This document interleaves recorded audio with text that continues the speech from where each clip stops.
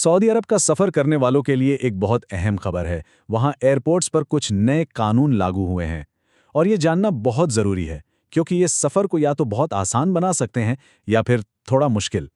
دیکھیں، سعودی ایئرپورٹ پر ایک چھوٹی سی بھی غلطی بڑی پریشانی کھڑی کر سکتی ہیں، لیکن گھبرانے کی کوئی بات نہیں۔ آج ہم انہی چیزوں پر بات کریں گے کہ کیسے ان پریشانیوں سے بچا جا سکتا ہے۔ تو ہوا یہ ہے کہ سامان اور خاص طور پر آب زمزم لے جانے کی جو قوانین ہیں ان میں کچھ بڑی تبدیلیاں آئی ہیں، اور اگر ان تبدیلیوں کا علم نہ ہو تو ایئرپورٹ پر کافی مشکل ہو سکتی ہے۔ اچھا، تو سب سے پہلے بات کرتے ہیں سامان کی۔ یہ وہ چیز ہے جہاں اکثر مسافروں کو دیر بھی ہوتی ہے اور جیب پر بوجھ بھی پڑتا ہے، خاص طور پہ اب جو وزن کو لے کر نئے سخت قوانین آئے ہیں ان کی وجہ سے۔ پہلے کیا ہوتا تھا کہ وزن کے معاملے میں تھوڑی بہت آپ کہہ لیں نرمی برتی جاتی تھی، لیکن اب وہ زمانہ گیا، اب ایسا بالکل نہیں ہوتا۔ سب سے اہم بات جو ذہن میں رکھنی ہے وہ یہ کہ ہر ایئر لائن کی اپنی ویٹ لمٹ ہے اور اب اس پر بہت سختی سے عمل ہو رہا ہے۔ تو سوال یہ ہے کہ اضافی فیس سے بچے کیسے؟ بہت آسان ہے، بس 3 چیزیں یاد رکھنی ہیں۔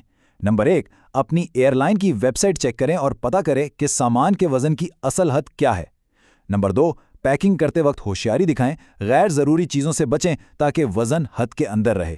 اور نمبر 3، جو کہ سب سے ضروری ہے، ایئرپورٹ کے لیے نکلنے سے پہلے گھر پر ہی اپنے سامان کا وزن کر لیں، اس سے وہاں جا کر کوئی سرپرائز نہیں ملے گا۔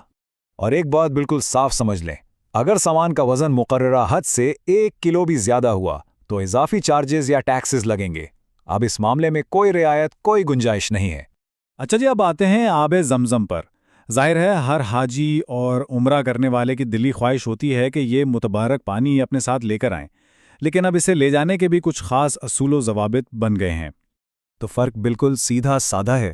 اگر سرکاری اجازت ہے، مقدار بھی وہی ہے جو بتائی گئی ہے اور پیکنگ بھی ٹھیک طریقے سے کی گئی ہے تو کوئی مسئلہ نہیں، لیکن اگر اجازت نامہ نہیں ہے یا مقدار حد سے زیادہ ہے تو پھر اسے لے جانے کی اجازت نہیں ملے گی۔